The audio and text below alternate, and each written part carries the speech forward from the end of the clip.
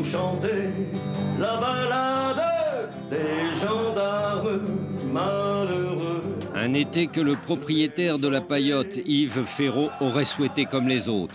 C'est pour ça qu'on s'est battu jusqu'à maintenant. Et j'espère que toutes les paillotes en Corse continueront à faire des 14 juillet. L'histoire va tourner vite au drame pour nos gendarmes malheureux. Nous espérons en tout cas que c'est le printemps de choses un peu plus justes en Corse. Et il n'y a rien de plus naturel qu'une paillote, quelques branchages, quelques planches. C'est la sympathie, c'est le populaire, c'est la convivialité. Malheureux.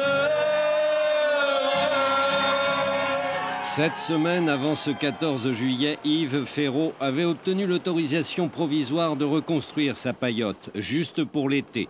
Il s'est engagé à la détruire à la fin de la saison, le 31 octobre. Quand je me suis battu pour la Corse, pas pour chez Francis. En octobre, vous allez aider Lyon ou pas? Oui, je vais maintenir mon engagement. Pour le moment, le préfet n'avoue pas que c'est lui, mais c'est quand même des gendarmes qui ont mis le feu, c'est l'État. Et qui a mis le feu devra payer. Un feu qui, en début d'été, s'avérait payant. Il attirait du monde. On a roulé, des kilomètres, puis on a trouvé chez Francis. Très difficilement, mais c'est une belle aventure. On ne croyait pas y arriver. Ça fait 2 jours qu'on y cherchait. C'est vrai, oui. C'est agréable. C'est dommage qu'ils n'aient pas la possibilité de s'installer vraiment légalement. Seulement la loi est là. Il existe un domaine public maritime, il appartient à tous et personne ne peut l'aliéner. On ne doit pas construire dessus. Entre autres fiertés, les Corses ont celle d'avoir inventé les fondements des lois modernes.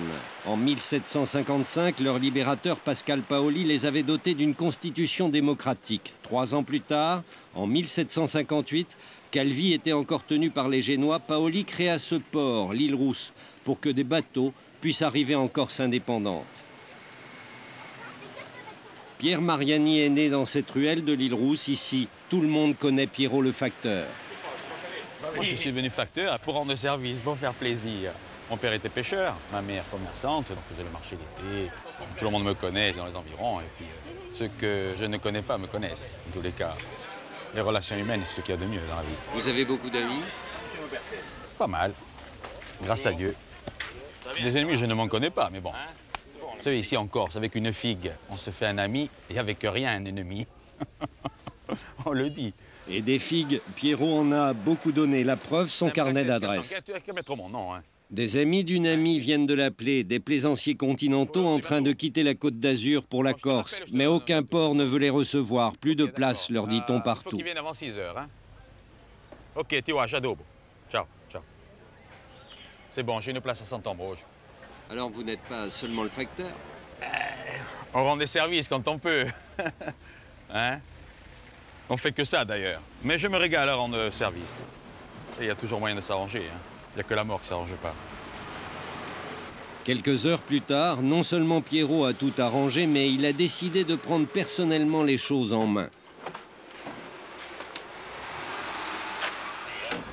Faites attention, il est pendu assez haut, hein. Ouais, je t'ai gousé, hein. Ouais, là, c'est bon, maintenant.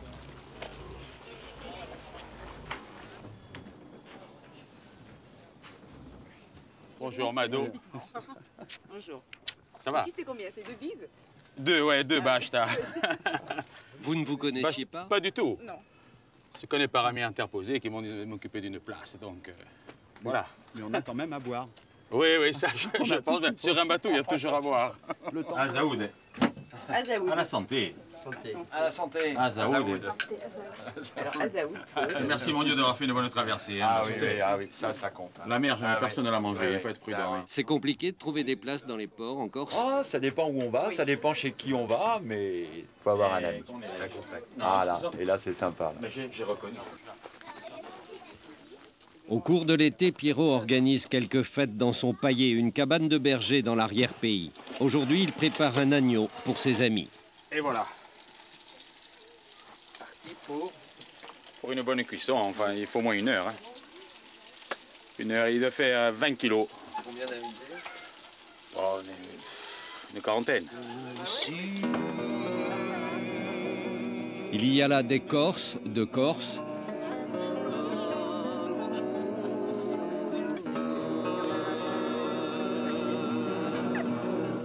Des vacanciers de passage,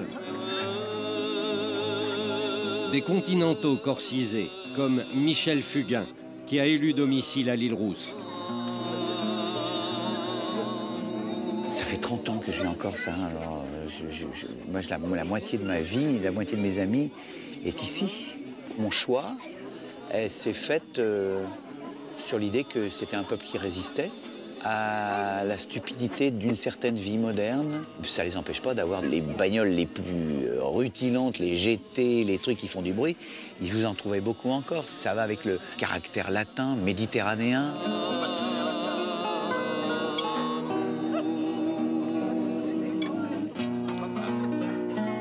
J'ai l'impression de faire partie d'une tribu. C'est une peuplade. Une tribu pas simple à comprendre. C'est la science du non-dit, la communication en Corse. Le mot merci n'existe pas, par exemple. Ou alors ils sont obligés de prendre une phrase, ti ringrazio, des machins, c'est un truc, c'est déjà plus pompeux. Ici on fait c'est des mots qu'on ne dit pas. C'est très important parce que ça correspond à une pudeur. Une pudeur de gens de la campagne. Il faut bien savoir que les Corses sont des gens de la montagne, c'est des campagnards. C'est pas des gens de la mer. Pierrot, c'est devenu un frère pour moi. Bon. C'est du ciment d'un peuple. Il y a des familles qui ne se parlent plus depuis des décennies et qui se parlent à travers Pierrot. Le facteur, parce qu'il passe chez tout le monde. Il veille à ce que tout se passe bien, que tout aille bien. Et quand il y a quelque chose qui se passe, il occasionne des rencontres. C'est un personnage qui va avec un peuple. La tournée de Pierrot, ce sont les villages de l'arrière-pays. Je suis rentré à la poste comme ça, et puis après un jour, il y a un facteur. Il avait eu un accident, il avait tapé dans un âne. Et il fallait quelqu'un pour le remplacer dans les villages. Bon. Après, je suis parti à Paris 3 semaines. Je me suis débrouillé pour revenir le plus vite possible. C'est pas la même vie. Comme on dit, avec l'argent et la santé, on est bien de partout. Mais plus ou moins. Ah là là, c'est pas facile. Hein. Et à l'époque, c'était bien, parce qu'on commençait à 9 h, à midi, on avait fini. C'était une autre vie. Pogafa, enfin, voilà. Comment Pogafa? Encore? J'envoie les talons des factures. On me demande de mettre sur le chèque la référence. Mais, alors je leur ai dit, oui, à quoi servent les talons des factures? Ils chauffent les chaises, quand je te le dis, ouais, ils chauffent les chaises. Il dit ça parce qu'il était à l'EDF. Mais EDF, on travaillait, on le gagnait à son pain. Pas comme à la poste vous êtes des feignants. Ah bon, merci. Mais comment? On dit petit travail tranquille, mais c'est exact. Non, on dit petite tête téléguidée, c'est pas pareil. Oui, petite tête téléguidée. Finalement, il n'y a que toi qui es bien, quoi. Non, je ne suis pas bien, moi, loin de là. Mais s'il y en avait moins des couillons comme moi, ça irait peut-être mieux. C'est vrai, alors il fallait pas prendre la retraite. Mais à 87 ans, on ne peut plus rien faire. Hein. Fini. Bonjour. Ça va? Faire le facteur, c'est un métier plus vivant que les autres, parce que bon, on crée des liens, on rend des services. Enfin, moi, je me régale à rendre service, donc ça me plaît. Stop. Stop. Stop. Vous rendez beaucoup de services? Quelques-uns. Je préfère pas en parler. Une seconde, il faut que j'explique quelque chose. Le facteur, il doit savoir tenir sa langue. À quoi, Mboc? Ça, c'est sûr, hein. Heureusement. On vous fait des confidences? Des fois. Ce que tu dis appartient déjà à ton ennemi. Ce que tu n'as pas dit t'appartient. Et les confidences, il faut les garder pour soi? Ah, top secret. Aquamboc, comme on dit en Corse. Hein. Ça veut dire? Aquamboc, haut de la bouche, on ne peut pas parler. OK. Quand on vous donne un truc, ça reste, ça sort plus. Au sud de la Corse, l'île de Cavallo, l'île des milliardaires. On dit qu'elle est inaccessible, que les bateaux ne peuvent pas y aborder. L'île secrète. Bien des rumeurs courent à son propos. Salut les potes. Ah ben voilà Monseigneur qui vient nous chercher avec son bateau. James Andanson. Depuis une trentaine d'années, il photographie les stars et les princesses. Bonjour monseigneur, je peux me permettre de vous embrasser? Comment ça va? Et vous? Très bien. Tout se passe bien? Ça fait longtemps que vous êtes là, monseigneur, en vacances? Ça fait, oui, je suis très bien, oui. Combien de temps? 3 semaines? Ça fait 3 semaines. Monseigneur, c'est Victor Emmanuel, le prince de Savoie, l'héritier du trône d'Italie qui partage sa vie entre Genève et l'été Cavallo. Il est en exil et n'a pas le droit de mettre les pieds en Italie. 3 kilomètres de traversée, quelques minutes pour atteindre l'île secrète. C'est un paradis ici. Vous savez, Saint-Tropez, c'est fini. Hein. Terminé. Hein. Et maintenant, les gens de la classe, ils préfèrent être comme vous dans des endroits où vraiment vous n'êtes pas là pour vous faire voir sans arrêt. Ici, on est vraiment... Vous nous montrerez où est l'Italie, parce que je ne vois pas très bien où est l'Italie, là. Oui, ben, et on la voit, là, actuellement? Très bien, oui. Ah ben ça, c'est important, vous allez nous situer exactement. Monseigneur, ce que je vous propose, sans vous diriger, bien sûr, ce serait peut-être bien qu'on fasse le reportage un petit peu avant de se mettre à table, comme ça, quand on a... Comme vous voulez. Pas de problème. Qu'on se mette bien à l'aise, on va dire bonjour à la princesse. De manger vers 2 heures, alors. Quelle heure? Oui, ça devrait bien. Comme ça, la princesse sera détendue. Bonjour, princesse. Bien. Comment allez-vous? Ça va, je sais pas que c'était vous. On va faire ce que je disais à madame la princesse, et on va faire un petit peu pendant une demi-heure, parce qu'on va pas vous saouler de faire des photos en permanence. Dans la vie, il faut avoir un peu de classe. On va faire le tour du propriétaire, c'est-à-dire, par exemple, de dire, tu vois, chérie, cet endroit-là, nous l'avons fait en telle année, ce petit endroit-là, on l'avait fait dans telle et telle condition, celui-là. Ouais. Parce qu'on s'aperçoit que dans votre maison, qui est à 380 degrés, 360 degrés... Ah, vous devez aller sur le toit. Voilà, on voit des choses magnifiques, vous prenez vos jumelles, vous regardez exactement où est l'Italie, me dire, ben, voyez, l'Italie est là. Non, moi je te passe. Merci. Monseigneur, où se situe l'Italie là par rapport à vous, là où vous êtes actuellement? Exactement, tout droit. La Sardaigne, là, à peu près à un quart d'heure en jet ski, mais ni mon fils ni moi-même on peut y aller. Parce qu'on est toujours exilé. Maintenant, ça fait 53 ans qu'on a été, il y a cette loi d'exil. Un peu comme l'empereur sur l'île d'Elbe. Oui, oui, à peu près. Quoi, on est un peu mieux, mais je crois que oui. Voilà, ne glissez pas que je joue pas le reportage. On prend jamais assez de précautions. Donc ça, c'est des choses bien. Vous me montrez un petit peu, monseigneur, des choses assez qui sont dans l'intérêt du reportage, vous voyez. Les escaliers, par exemple. Oui. C'est une lampe romaine, mais en pierre. Oui, ça, je préfère faire là-bas, ça va être très joli. Bougez pas, c'est parfait. Ça fait combien de temps que vous êtes à Cavallo? Ça fait 30 ans. Nous avons découvert Cavallo il y a 30 ans. On était venus en bateau. Et on est tombé amoureux de cet endroit et amoureux de la Corse. Voilà. Parce que c'est un pays qui est unique au monde, je dois dire. Et pourquoi Cavallo? Cavallo, parce qu'on était arrivé là-bas avec un ami et puis on a trouvé un endroit très joli. On est retourné l'année d'après en bateau. Nous avons acheté un terrain. On a construit la maison il y a 20 ans maintenant. Monseigneur, un peu là, vous mettez ici. Non, venez là. Voilà, venez ici, là. Et vous me faites un petit jeu de main très tendre comme ça. Et vous approchez, non mais pas la peloter, mais vous vous approchez un peu plus. Voilà, ça c'est bon. Et sans les glaces, please. Voilà, ça va être très bien. Détendez-vous, vous pensez à votre ami James. Un petit peu décalé, c'est fini. Voilà. Vous savez une chose, c'est que d'abord, ma femme... Appelez-moi James, monseigneur. James. J'aimerais bien une petite photo quand vous arrivez tous les deux tendrement, comme ça, dans le petit chemin, là. Vous allez nous tuer. Je fais partie de la race des seigneurs. Moi, il faut que je gagne ou que je crève. Je tiens à 2 choses, à ma peau et à ma gloire. C'est pas mal, hein, il faut quand même le dire. Très bien. Très bien. Oui, même un petit peu plus loin, ça serait c'est vachement sympa, ça. Vous occupez, voilà. C'est un endroit, si vous voulez, c'est vrai, qui est assez discret parce que finalement, on est une île dans une île. Les gens disent à Cavallo, on peut pas y aller. Non, mais ça, c'est pas vrai. Ça, c'est pas vrai du tout. Il y a des gens qui repoussent les bateaux. Ça, c'est pas vrai du tout. Ici, vous avez un hôtel maintenant, c'est ouvert au public. Je crois n'importe qui veut venir peut. Du reste, la plage est à tout le monde et les rochers aussi. Ah, bah les voilà. Voilà les hauteuils. Coucou, toc toc, badaboum. Je crois pas que ce soit le... Si, je crois. Oui, c'est eux. C'est eux. Oui. Voilà. Oui, il vous fait signe. Il vous fait signe. Bon, bah c'est bien, tout ça, ils arrivent. On va pouvoir faire la rencontre de Ugolin avec le roi d'Italie. Ça, c'est quand même très, très bien. Mais pour moi, mon histoire journalistiquement, c'est Ugolin rend visite au roi d'Italie. Voilà, mettez-vous sur la roche, tous les deux, voilà. Ça, c'est bien, ça. Et vous allez leur faire un petit signe. Allez-y.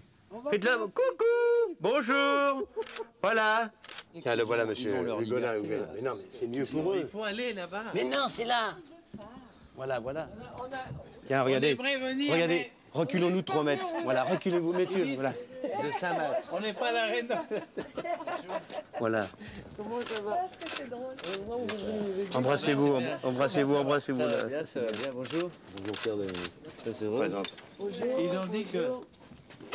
Il fallait faire... Bien mon petit René. Auteuil, je suis un ami à vous. Daniel Auteuil n'a pas l'habitude de se prêter au flash des paparazzi et il ne s'attendait pas à être accueilli par James en dansant. Vous voyez, et avec les enfants, pas une. Hein, je vous donne ma parole, comme ça vous êtes détendu, je ne veux pas vous gâcher votre journée. Voilà. C'est lui qui décide de tout. Là, ça a été réglé. Oui, Pour nous donner un coup de main. nous, on faisait un reportage sur la princesse. Et on s'est dit, tiens, le roi d'Italie reçoit Ugolin, c'était pour nous, journalistiquement, une bonne histoire. Vous voyez ce que je veux dire? Henri de Navarre. Voilà, Henri de Navarre, ben voilà.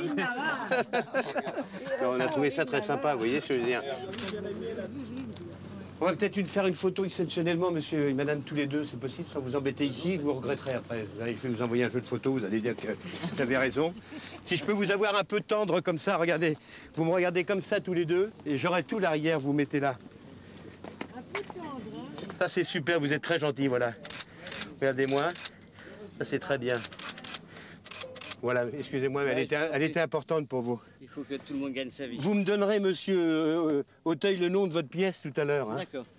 Je vous remercie. Je ne vais pas vous embêter de la soirée, mais elle était bonne, celle-là. Voilà, on Voilà. a fini, nous. C'est déjà pas mal. Il ne faut déjà pas se plaindre avec ce qu'on a obtenu. Du monsieur Auteuil, ça, on ne l'a pas comme ça. Ah non, ça, Hein ça... Alors, on va peut-être en faire une tous les deux, en train de marcher tous les deux, ça sera la dernière. Ah, d'accord. Voilà, très tendrement. Hein. Quand vous partez, vous êtes la main sur l'épaule comme ça. Allez-y. Très souriant. Et une des dernières arrêtées, c'est fini. Bougez pas. Fini. Terminé. Une à table et c'est terminé. Voilà. Je vous remercie de votre gentillesse. Alors, elle est où J'ai dit un jour, je l'aurai. Mais il faut se battre dans la vie. Non, je vous ai eu parce que je suis un bon. Oui, ça c'est bon, bougez pas. Ça, je vous attendais pas, hein. Vous devriez dire, James, tu es un bon. On sent que les gens qui viennent en Corse, ils viennent pour se reposer, pour avoir une autre image des gens de la Côte d'Azur. C'est pas des m'as-tu-vu. Donc s'ils cherchent vraiment à venir ici, c'est vraiment pas pour être planqué et pas être dérangé par les gens. On le voit très très bien. On a beaucoup de mal à obtenir. Là, on a la chance d'avoir une rencontre. Plaît-il? Non, non, rien. Je suis là. Toc toc, madame. Non, non, on n'appelait pas. On va traquer un petit peu, mon petit Daniel. Ça, c'est des moments énormes. Voilà. Alors, il y a Notre amitié va commencer avec ta ta femme. Ça va être quand même très important pour ma carrière maintenant. Peut-être qu'aujourd'hui, je vais peut-être changer un peu. Et peut-être que moi aussi, ça va peut-être me lancer. Je pense que tu vas progresser maintenant. Peut-être de faire des photos comme ça un peu people, ça va me lancer peut-être. Voilà, mets-toi derrière, madame. Voilà. Très tendre, comme vous êtes dans la vie réelle. C'est pas un déshonneur. C'est très très bon, ça, c'est assez. Action! Yes, sir. Vous pouvez pas essayer une bonbonne? Oh là là, la caméra est tombée dans l'eau. Non. Non, vraiment. Ça, c'est pas drôle. Non, non, non. Mais il a la ressorti, c'est pas de ma faute. Ça, c'est un... Mais ça arrive, hein. Ça c'est le métier. J'espère que ça va pas... On va voir, c'est pas grave. Tant que les photos sont faites, ça va. Je vais recharger. Mais les eaux de Cavallo ne rendent pas toujours ce qu'elles ont englouti, en particulier les rêves. Il y a une dizaine d'années, de gros investisseurs italiens ont débarqué sur Cavallo. La commune de Bonifacio, dont l'île dépend, et l'administration n'ont pas réagi lorsque les constructions sont sorties de terre. Le fait que souvent l'immobilier permette de blanchir de l'argent sale et que là l'argent venait très clairement de Sicile n'a pas inquiété, sauf quelques poseurs de bombes du FLNC. Une centaine de charges de plastique ont mis un terme à l'élan de ces entrepreneurs.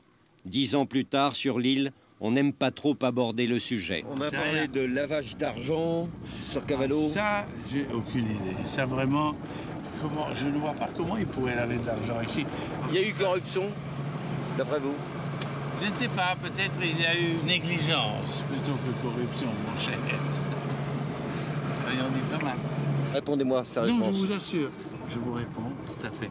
Je ne sais pas qui c'est. Je sais que ce sont des groupes italiens. Vous pouvez demander encore à ma femme qui le connaît mieux, toutes ces histoires-là. Écoutez, c'est difficile pour moi de le dire. Nous habitons, comme vous voyez bien, ici. Nous ne nous occupons pas de ce qui se passe derrière. Nous avons des amis corses, on est très bien. On a des amis qui viennent nous voir tous les jours. Moi, ce qui se passe derrière moi, je ne veux pas le voir. Parce que j'ai connu cette île qui était une merveille. On l'a détruite, on l'a démolie, c'est vrai. Et j'en suis très désolée. Parmi leurs amis corses, il en est un qui ne mâche pas ses mots et qui ne cache pas son ressentiment, Pierre-Dominique Giacomoni. Depuis que les promoteurs du projet de départ ont été écartés, il n'a de cesse d'accuser ceux qui les ont évincés. Son rêve à lui était tout autre. Avec son ami Jean Castel, le pape des nuits parisiennes, il voulait faire de Cavallo un bijou. Cavallo, l'émeraude de la Méditerranée. Jean Castel s'y était employé, puis il y a eu différentes banques françaises qui ont lâché en cours de route le projet de Castel et qui ont vendu par la suite ça à, comment dirais-je, à des banques italiennes. Alors, à l'époque, nous ne savions pas que les banques italiennes étaient des émanations de la mafia et de toute la merde qu'elle entraîne. Voilà.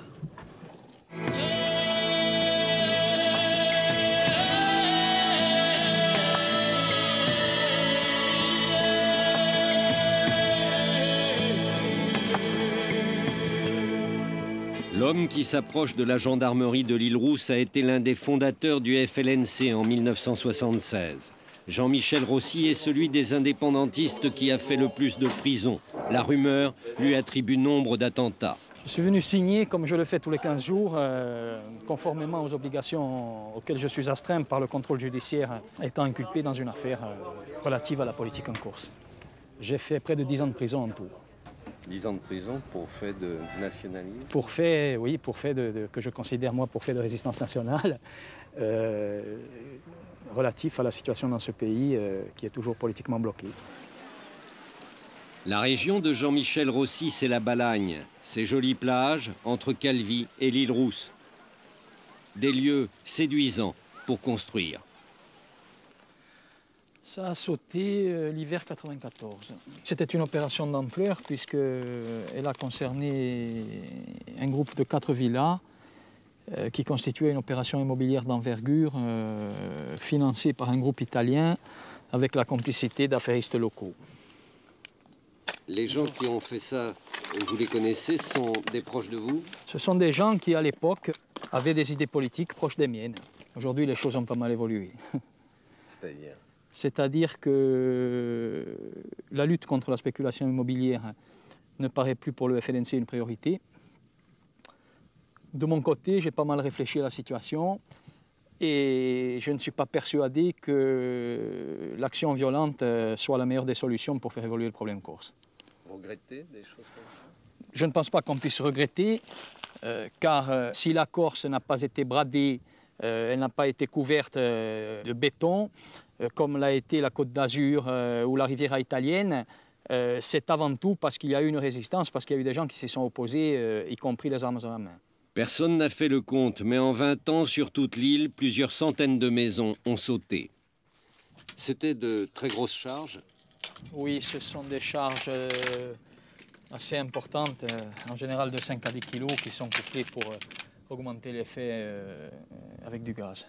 Il y a eu beaucoup d'attentats contre des maisons qui n'étaient pas uniquement des attentats pour préserver la nature et la beauté du paysage. Il y en a sans doute eu, vous savez, dans tout conflit, dans toute situation conflictuelle, il y a des profiteurs, il y a hélas des bavures, il y a des pêcheurs en eau trouble.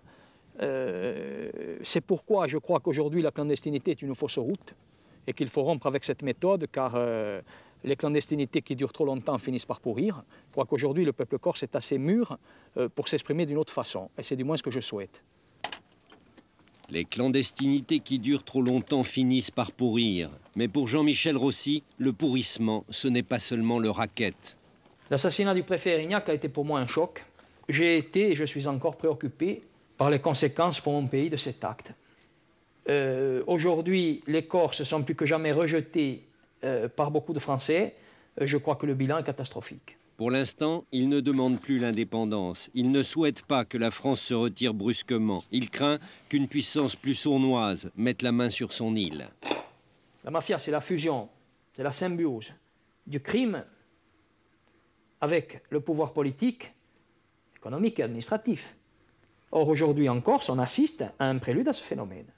La droite et la gauche en Corse, ça ne correspond pas à grand-chose. On s'affilie à un clan en fonction des sympathies, des affinités, du service rendu.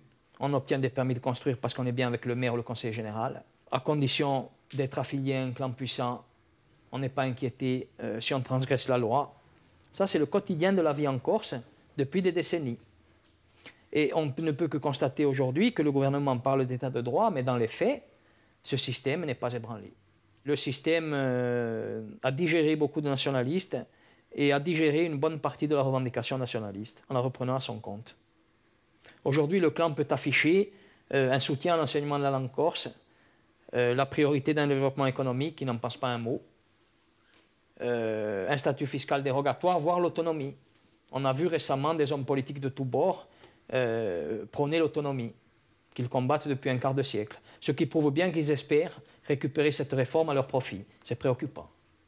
La Corse pourrait devenir la Sicile, même si la structure sociale et les traditions sont différentes, les ingrédients, un certain nombre d'ingrédients sont aujourd'hui réunis pour une évolution à la sicilienne.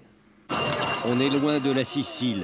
L'hippodrome de Zonza, au milieu des montagnes de l'intérieur, un petit hippodrome tranquille. L'été, 3 ou 4 réunions hippiques attirent les joueurs de toute la région. C'est une vieille tradition. Ici se retrouve tout ce que la Corse du Sud compte de notable, les fameux clans, ceux dont les premiers militants du nationalisme avaient souhaité la disparition. Le grand chef du clan du Sud de la Corse était le père de l'homme au polo noir, Jean-Paul de Rocasser, maire de Porto Vecchio. On l'avait surnommé le renard argenté. Sa mort en 1998 n'a pas bouleversé le paysage politique. Camille de Rocassera, le fils, est aujourd'hui maire de Porto Vecchio, l'héritier du clan. Le clan, c'est l'association de familles pour la sauvegarde, je dirais, de la communauté. Et ce sont des gens qui ont été, je dirais, appelés par la population pour les représenter, pour les servir. C'était souvent les meilleurs. Là, aujourd'hui, je ne sais plus si nous sommes les meilleurs, mais en tout cas, il y a une obligation à servir les autres et être au service des autres, donc au service, je dirais, de la collectivité. Les nationalistes avaient souhaité la fin du clanisme. 20 ans plus tard, les clans ne rejettent plus le nationalisme et beaucoup de nationalistes ont rallié les clans.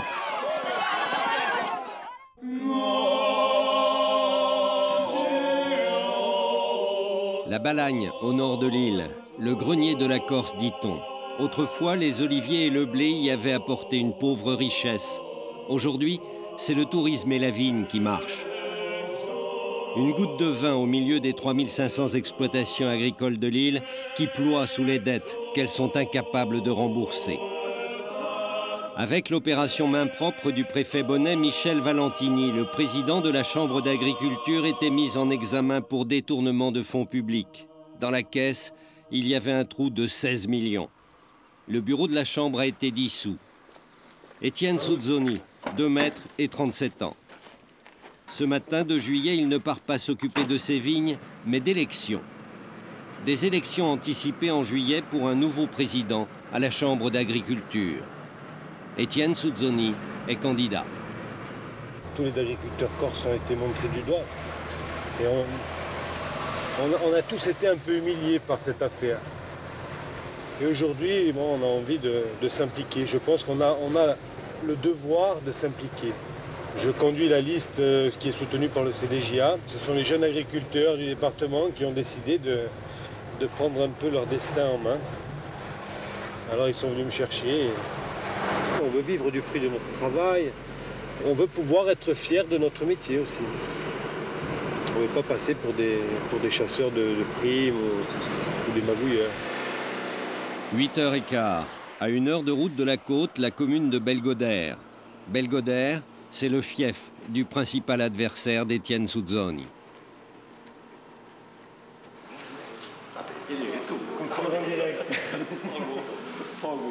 Grand concurrent, alors.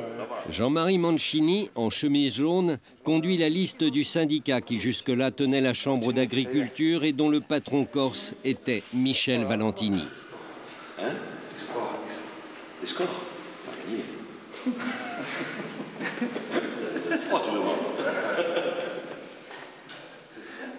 Les Corses affirment avoir inventé la démocratie moderne. Pascal Paoli les avait dotés d'une constitution républicaine bien avant la France. Voter ici, c'est toute une histoire. On va te laisser tranquille. D'accord, vous me laissez le bureau. C'est tout ce que je vous demande. Ne remplissez pas l'urne. Une pratique de l'élection tellement ancienne que l'on a eu le temps ici d'inventer toutes les manières de frauder. L'une des plus connues, le bourrage des urnes. Un seul votant glisse plusieurs bulletins en même temps. Il suffira ensuite, avant le dépouillement, d'ajouter le nombre équivalent de signatures en face de gens qui ne sont pas venus voter. C'est une pratique courante, le bourrage des urnes? Non. Non, c'est ce... Je pense que c'est des pratiques qui sont de plus en plus bannies. Peut-être bien qu'il y ait encore, mais... Les causes de désespoir peuvent engendrer des pratiques... Ah ben alors, comme on n'est pas désespéré, donc... Mais bon, chez nous, on est civilisés. Comme on n'est pas désespéré, nous n'aurons pas ce genre de pratique. Tricher, c'est un sentiment qui est humain. Je veux dire, même si aujourd'hui, notre génération veut tirer un trait sur cette mentalité-là, la mentalité éventuellement. Mais quand on est passionné et qu'on sent qu'on va perdre, la tentation de mettre un paquet d'enveloppes dans une urne, elle existe. Donc il faut faire en sorte que les choses ne puissent pas se faire. Il faut encadrer une urne, il y a des assesseurs. Bon. Réglementairement, si tout est respecté, ça ne doit pas arriver. Mais moi j'ai vécu ça gamin dans mon village, un village de 150 habitants. Après des élections fratricides pour une mairie, vous aviez un clivage, le village était coupé en deux. Vous aviez des gens qui se disaient plus bonjour, même dans les mêmes familles, parce qu'on n'avait pas voté. Alors, le fait de voter pour ou contre, c'est tout un engagement, quoi. C'est un défi à l'autre. Il va voter contre. Bon, c'est une fierté qu'on atteint, qu'on blesse. C'est de l'amour propre, quoi. Et bon, il est vrai qu'autrefois aussi, il y avait le sens de la parole. Quelqu'un qui vous donne sa parole, c'est quand même important. Quelqu'un qui est fidèle, c'est quelqu'un qui... Je pense que c'est aussi une valeur. C'était des valeurs. Il y avait une fidélité à quelqu'un. Jusque-là, surtout, il y avait les clans. La fidélité au clan. On votait pour celui dont on savait qu'en retour, il rendrait tous les services, quelle que soit la légalité de la demande. L'irruption des jeunes agriculteurs dans la bataille électorale a été perçue par tous les Corses comme une attaque contre le clanisme. Après avoir parcouru la campagne et les bureaux de vote toute la journée pour le dépouillement, Étienne Souzzoni se retrouve dans son fief. Voilà, on arrive à Calenzane. C'est le village où je suis né. Ma mère a été élevée ici, d'une famille de bergers, niolins, qui transhumait puis qui avait fini par se sédentariser ici. Et on a la maison de famille à l'entrée du village. Vous y avez passé votre enfance? Non, je suis simplement né parce que la tradition voulait que les femmes accouchaient chez leur mère. Et j'étais venu, donc je suis né là, mais après je suis reparti dans le village de mon père où j'ai été élevé. J'ai grandi à la Vatolge. C'est à combien? C'est une quinzaine de kilomètres. Au Béalo. La tradition respectée encore par beaucoup. Ne pas passer par l'isoloir, ne pas se cacher et montrer aux hommes du clan que l'on vote bien pour son chef. Voter. Ça vote bien. Au niveau de la participation, les gens jouent au jeu. Je pense qu'ils vont... Le géant et le tout petit, depuis leur adolescence, leur complicité a suscité toutes les plaisanteries. Pierre Aquaviva est viticulteur comme Étienne, ils sont sur la même liste, lui aussi souhaite que les choses changent. Encore plus qu'ailleurs, dans ces villages de Corse où il reste si peu d'habitants, chaque voix compte, chaque défection pèse lourd. On attend le verdict final. Plus personne ne va venir voter? Si, là, normalement, il y en a un qui avait oublié, qui pensait que c'était dimanche, on l'a appelé, il arrive, mais il est à 3 quarts d'heure d'ici, donc j'espère qu'il va arriver avant la clôture.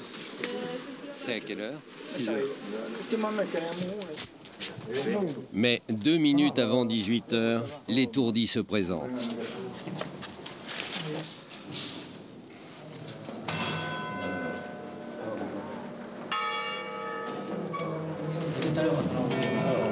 On fait des paquets de 10, non?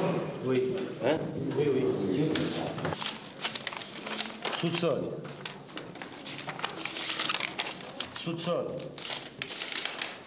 Mancini. Soupçonne.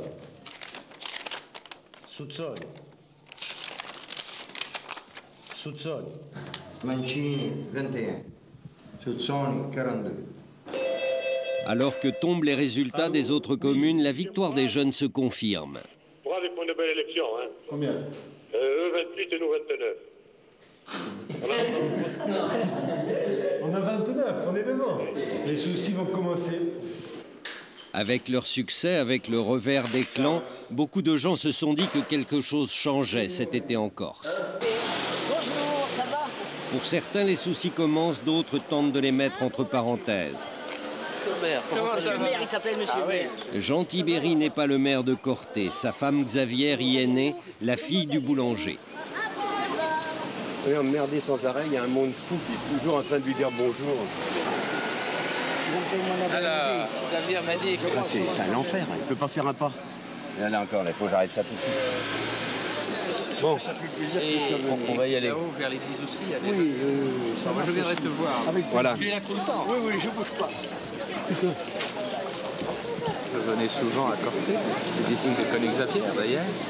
Et je me retrouve, le paysage. Est-ce que vous êtes loin ici des embarras de Paris et des affaires? On y pense toujours, on pense aux problèmes. Les problèmes parisiens sont importants, ils sont passionnants. D'ailleurs, il y a beaucoup de Corses à Paris, il y a beaucoup de Cortenais. Mais enfin, c'est réconfortant psychologiquement, moralement de se retrouver et retrouver ses sources. Se ressourcer, comment dire. Ah ouais, on va y aller, on arrive. Vous êtes loin des embêtements parisiens? Il n'y a pas d'embêtement. Il n'y a aucun embêtement. Par rapport à la tradition d'ici, vous allez vous servir vous-même votre pastis. Voilà. Ça, c'est bien, ça. On leur demande n'importe quoi, ils font tout et ils sont gentils. Eux, au moins, ça roule. Mais là, on va les isoler, on va les emmener dans la pampa parce que ça va pas, ça. Je vais vous faire un trait de passer sur le petit pont, comme ça, très tendrement un peu. Vous voyez que ça fasse... Oui, mais moi, je vais vous dire, ça fait j'ai 27 ans de mariage et je suis toujours très, très tendre. 41 ans, c'est pas 27. Et moi, 53 ans, donc... Le mariage Non, 27 ans de mariage. 41 ans. Et 27 ans de plaisir. Ah. C'est bon. Tous les deux comme ça, bien tendres. Avec les gens qui sont en train de se bronzer. Très très tendre tout ça. En train de vous regarder un peu les baigneurs. Mettez-vous un peu sur le côté là, un peu appuyé. Un des reproches faits au maire de Paris est de s'être appuyé et même trop entouré de Corses. À la mairie de Paris, nous sommes quelques Corses qui nous sommes engagés dans la vie municipale, dans la vie politique il y a longtemps. Alors parfois, avec certains, il y a quelques divergences, mais il y a une amitié. Dans la vie politique, il y a des moments difficiles, avec des adversaires, avec des alliés, même avec des amis, entre guillemets. Mais je crois qu'avec les Corses, globalement, il y a une fidélité, et ça, c'est extrêmement réconfortant. C'est très bon, voilà. Enfin, on découvre où ils passent leurs vacances. Donc on nous a pris tous les deux comme bouc émissaire. Mais ça n'a aucune espèce d'importance. C'est du papier, c'est tout. Ils n'ont entamé ni ma force, ni ma joie. Ni ma foi non plus, d'ailleurs.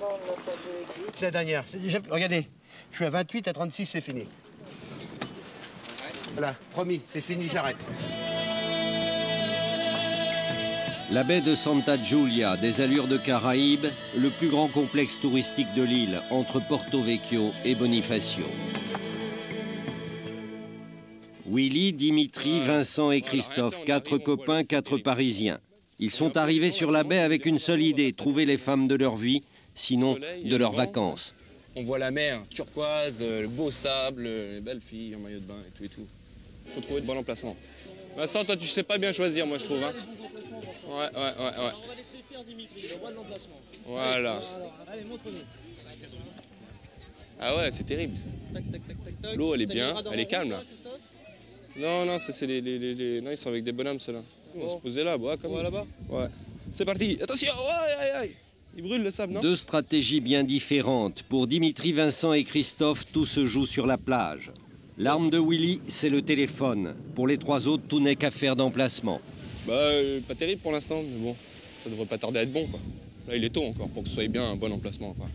Mais en général, près du bar, c'est bien. Puis au pire, même si l'emplacement n'est pas bon, il y a du passage. Donc on arrive toujours à se lever, à courir après une fille ou deux, quoi. Mais que les heures soient passées sur le sable ou à tenter par téléphone d'obtenir une soirée, depuis qu'ils sont arrivés, les résultats ne sont pas au niveau de leurs espoirs. Et toi, Dimitri, ça marche? Rien du tout. À une dizaine de kilomètres de la plage, le camping où ils se sont installés. On est parti en Irlande et puis lui nous a dit qu'il y avait un plan en Corse. On y a été. On n'est pas déçus. Hein. C'est bien, c'est très beau. Très beau. C'est bien le paysage. Magnifique. Vous avez pas eu des appréhensions de venir en Corse? Franchement, pas. Au début, si, parce qu'on a toujours dit que les Corses, ils aimaient pas les Français. Mais enfin bon, ça se passe bien. Il n'y a pas de problème. Faut les respecter, quoi. On les respecte, il n'y a pas de problème. Hein. Ils sont accueillants. Moi, je respecte leurs femmes surtout. Mais... Pardon? Je respecte leurs femmes. Hein. Elles sont belles. Il faut y aller ici, hein, parce que les femmes ici, elles sont magnifiques. Mais il faut pas les toucher. Au plus chanceux de ce soir, au 14 juillet, qui paye sa tournée de demain. À la Corse. Au 14 juillet. Chanceux de ce soir, il paye la tournée de demain? Ouais. Ok. J'aurais pas de chance alors. Et à la Corse, ouais. Et aux femmes. Arrêtez. Non, il a dit 3. Après, quand j'ai dit attention, on va te prendre le mot, il a dit 3. Je suis pas assuré aussi ce soir. Tu as assuré quoi? Il n'y a pas de neuf. L'espoir de ne pas passer la nuit seul repose maintenant sur le bar de la plage. Que c'est chaud? Oui, elle est belle, hein?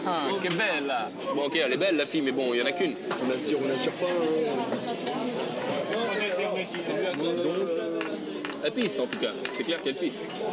Elle piste, elles ont faim. C'est bien quoi, elle piste? Elle nous regarde beaucoup. Là.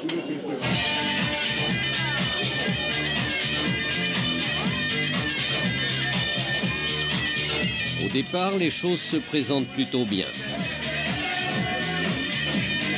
Je pense qu'il y a des ouvertures.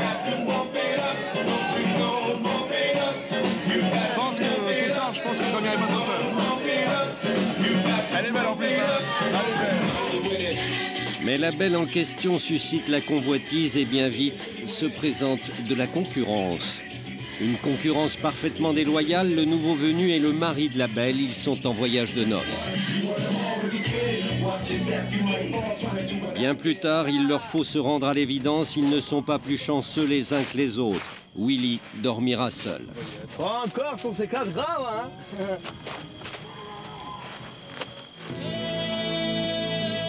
Calarossa, au nord de Porto Vecchio, des maisons dans la Pinède, un des endroits les plus luxueux de Corse. Cyril Titran, 28 ans, il a une entreprise de peinture à Porto Vecchio. L'été, pour lui, comme pour tous ses amis du village, c'est l'époque où rentre l'argent. Ici, on est dans le parc privé de Calarossa, à côté de Porto Vecchio. C'est un domaine résidentiel où il y a de très très belles maisons. Les gens qui viennent en vacances ici recherchent quelque chose qu'on ne trouve plus dans le bassin méditerranéen. Vous allez sur la Côte d'Azur, c'est bétonné de partout. Et tous les gens qui viennent ici en sont conscients, je pense. Une dernière star, c'est Michel Sardou, qui est venu s'installer à Calarossa. Il a acheté un terrain et il a fait construire, il fait construire, parce que c'est pas fini, une magnifique villa. Le bureau chanson, où je vais installer mes musiques, mais c'est pas un studio, hein, c'est un bureau pour écrire. Et à partir de là, c'est les enfants et les amis. Et là, le bord, le poulard, enfin, le coin où en fait on dîne tous les soirs avec le barbecue, un peu comme chez toi, tu sais, voilà. Et puis la piscine. Et la piscine, alors qui descend comme ça, parce que je veux voir la mer de partout. Et on voit la mer, où que je sois, je vois l'horizon. Tout s'est fait très vite, tout s'est fait en un coup de cœur, comme ça, en une après-midi.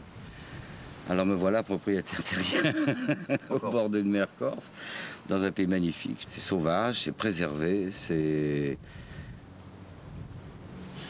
surprenant, on passe d'un paysage à l'autre. J'ai survolé en hélicoptère pour voir un petit peu l'arrière-pays. Et j'ai vu des panoramas, j'ai vu des paysages exceptionnels. À tel point que j'hésitais à un moment donné à me dire bord de mer ou montagne, je ne savais plus trop. Finalement, il a choisi le bord de mer. Michel Sardou avoue qu'il connaît mal la Corse, mais il a déjà compris ce qu'il fallait faire et dire. Je suis un petit peu toujours surpris quand on montre la Corse comme des hommes à part ou des hommes ou des femmes à part. Non, ce sont des hommes et des femmes nature qui ont un caractère, qui ont une culture, qui adorent leur région, leur pays. Et comment ne pas les comprendre? Le respect, c'est important, oui. Beaucoup ici. Hein. Oui, très important. Oui. Ici, c'est primordial, on dira plutôt. C'est une question de confiance, une question de respect mutuel, de toute façon. Hein. C'est la moindre des politesses d'être pas arriver ici en terrain conquis, de faire ce qu'on veut. Il est évident que si vous faites ça, bon, bah, vous serez un jour ou l'autre obligé de rendre des comptes. C'est normal. Ici, est-ce qu'il y a eu des maisons qui ont sauté? Comment ça s'est passé? Oh, ça dépend. Ça, c'est des problèmes que je pourrais pas expliquer. Parce que d'abord, je le sais pas. Bon, après... Mais il y a eu quand même, des maisons... Oui, il y a des maisons qui ont été touchées, c'est certain. Bien sûr, il y a quelques règles, je dirais, de bon sens qu'il faut respecter, à savoir faire travailler les commerçants, les entrepreneurs, les architectes et les décorateurs de la région. Si vous amenez tout par hélicoptère de Gênes, de Rome ou d'Angleterre, évidemment, ne demandez pas après qu'on vienne vous réparer ou qu'on vienne vous rendre service. C'est pas possible. Celui qui vient ici, qui respecte pas ses principes de base? Ça peut mal se passer. Ça peut mal se passer, mais bon, c'est pas... Ça s'est mal passé dans certains cas. C'est déjà arrivé. Quand je suis arrivé à Miami, personne n'y allait. 5 ans après, c'était à la mode. Alors je crains le pire. Je crains le pire. Tout le monde dit, oh là là, c'est un pays vieux, je trouve une île où il n'y avait personne. Et 5 ans après, c'était... alors là, je vais verrouiller, je vais dire... C'est pour ça que je ne veux pas faire trop de publicité, parce que de l'autre côté, j'aimerais bien, parce que ça fait vivre quand même les habitants d'ici, mais pas trop quand même, quoi. Bon, pas trop. Je vais essayer de contacter tous mes amis. On est une équipe à faire du jet ski toute l'année, été comme hiver. Le jet ski, la passion de Cyril et de sa bande. Ça coûte environ 43 000 francs. Vous dépensez tout votre argent là-dedans? Oui, une grande partie. Une grande partie de nos bénéfices, de ce que l'on gagne dans l'année, et réinjecté dans le jet ski, puisque c'est notre passion.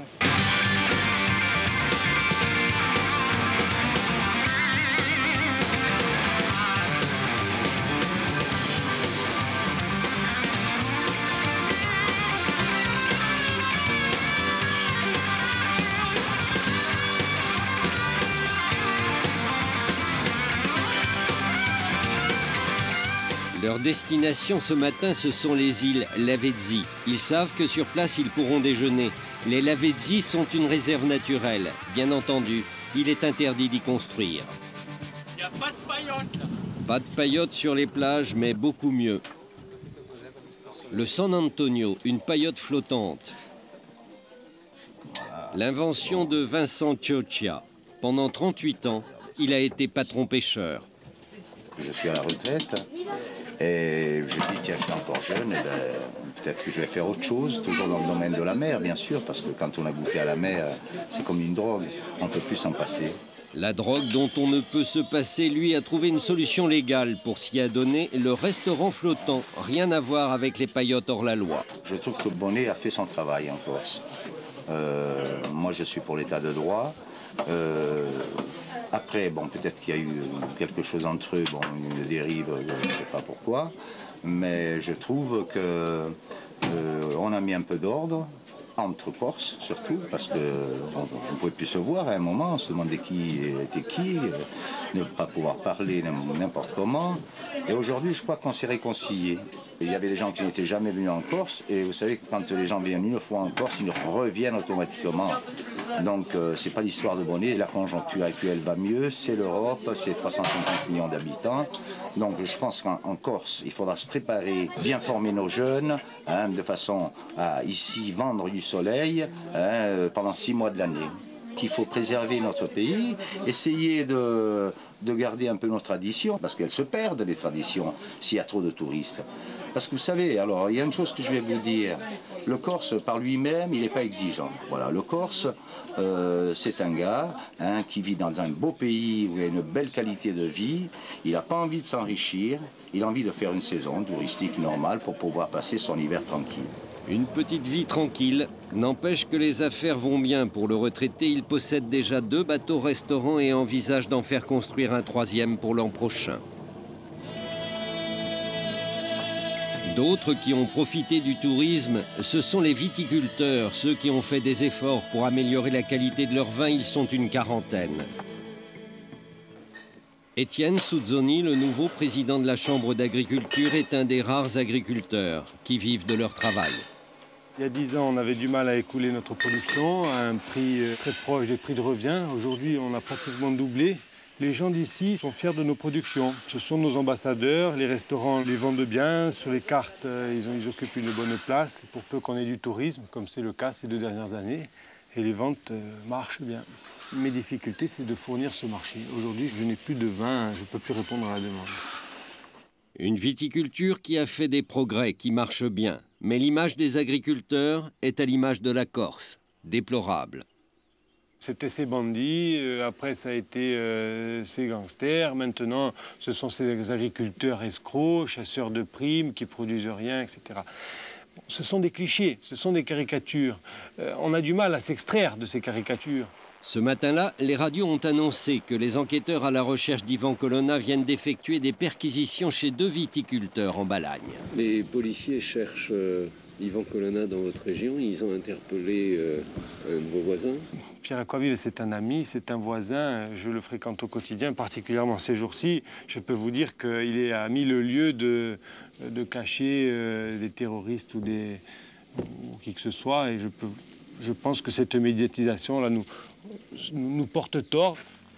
Pierre Aquaviva, ses vignes se trouvent derrière Calvi, à une trentaine de kilomètres de celle d'Etienne Suzzoni. Ce matin, à 6 h, il a été réveillé par les policiers. Après une douzaine d'heures de garde à vue, il vient d'être relâché. Il y avait là un déploiement de force impressionnant, gilet pare-balles, pistolet mitrailleur, casque, protège-jambes, enfin bon, tout l'attiré complet. Qu'est-ce qu'ils vous ont dit? Bon, ils nous ont dit simplement qu'ils étaient là pour chercher quelqu'un, sans dire de qui il s'agissait. Vous connaissez Ivan Colonna? Non. Je n'ai jamais vu, j'ignorais son existence jusqu'au moment où il a été recherché. Voilà. Ni lui, ni aucune des personnes qui sont recherchées dans le cadre de l'assassinat du préfet Rignac. On s'intéresse à nous parce que j'ai un frère qui a été tué il y a quelques années dans une action du FLN. Il appartenait donc au FLN. Votre frère avait eu des liens avec Ivan Colonna? Alors, apparemment, il semblerait que mon frère ait eu des liens avec Ivan Colonna, absolument, que j'ignorais, que j'ai découvert par les médias depuis que l'on parle d'Ivan Colonna. Voilà. Mon frère ayant été en fuite pendant 4 années, avant d'être tué.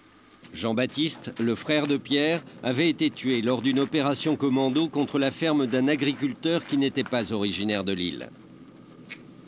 On peut cacher un homme dans une... On peut bien sûr cacher un homme.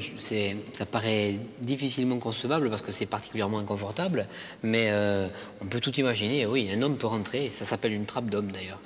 Elles ont été fouillées? Elles ont été fouillées, absolument. Les gendarmes sont passés et soigneusement ouvert toutes les trappes pour voir si personne ne se trouvait à l'intérieur. Si Ivan Colonna se présentait ici et vous demandait de le cacher, qu'est-ce que vous feriez? Ce serait une mauvaise idée, suite aux événements récents. Je sais pas. Je ne peux pas répondre.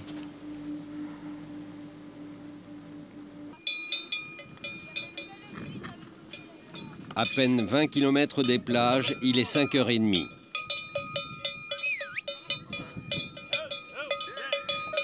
Étienne Ciucci, 42 ans, 260 chèvres. Un des derniers bergers à pratiquer la transhumance, a emmené ses chèvres à pied vers les pâturages d'été, dans la montagne. Pour la plupart, les autres bergers emmènent leurs troupeaux en camion. Étienne, oui. Pourquoi vous ne les descendez pas en camion?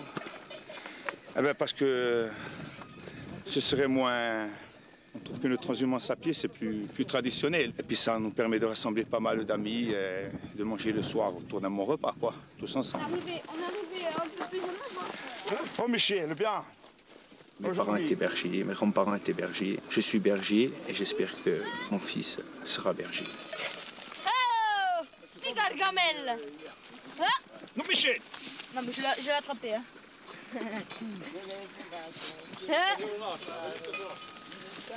Michel, ça va être... Quoi? Hein? Tu es prêt pour la relève? Tu es prêt ou non? Tu la sens? Sûr? Normalement, oui. Si c'est pas ça que j'arrive, ouais. Si j'arrive à le faire, oui. Tiens. Donc il n'en est pas encore sûr. Parce qu'il a une autre passion, un peu les jeux, les ordinateurs, la mécanique. De gens qui vivent de ça, il n'y en a plus beaucoup. De jeunes qui vivent de ça, surtout, il n'y en a plus beaucoup dans nos villages. C'est assez dur. L'hiver, c'est très dur. Dans nos villages, c'est dur. C'est surtout la solitude. Hein. Il n'y a pas de monde, il n'y a rien. Bon, de toute façon, il restera parce qu'il n'est pas doué pour les études, alors.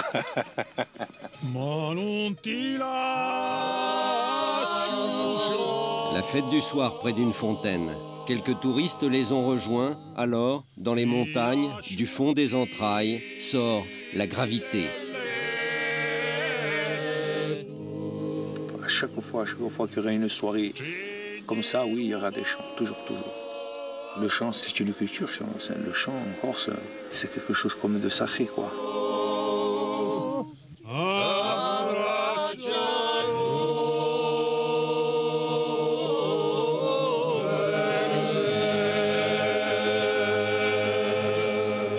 Deuxième jour de transhumance, à nouveau 7 ou 8 heures de marche et des villages de plus en plus vides.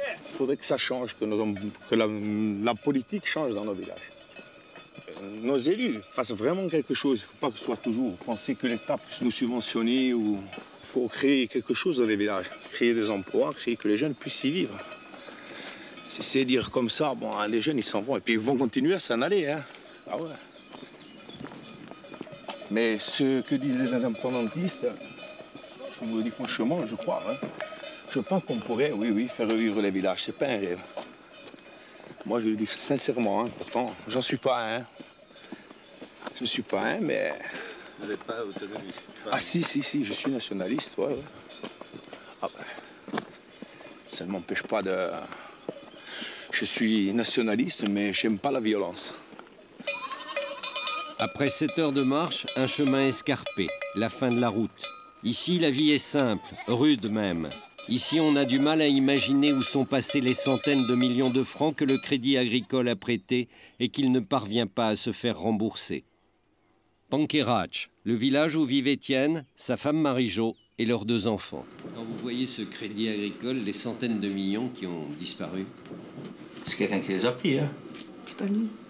C'est pas les petits agriculteurs comme nous, vous voyez bien comment on vit, hein. Attendez, j'ai un vieux Furine, j'ai une petite voiture, je n'ai pas un 4x4 qui coûte 20 millions, je n'ai pas... Les biens placés ont pris de grosses sommes d'argent, puis c'est tout. Hein. Il n'y en a pas eu qu'un, hein. Il y en a eu plusieurs qui en ont pris. Hein. Je crois que tous les petits agriculteurs, tous les petits vergers ont eu ce... On a été délaissés, en fait, donc quand on était la dernière roue de la charrette. Hein. Et pourtant, les vrais agriculteurs, c'est nous. Hein. Qui est-ce qui fait vivre les montagnes? S'il n'y avait pas nous l'hiver et tout, qui reste dans les villages? Vous êtes un peu amer? Eh bien sûr qu'on est un peu amer. Et vous ne seriez pas, vous, à ma place?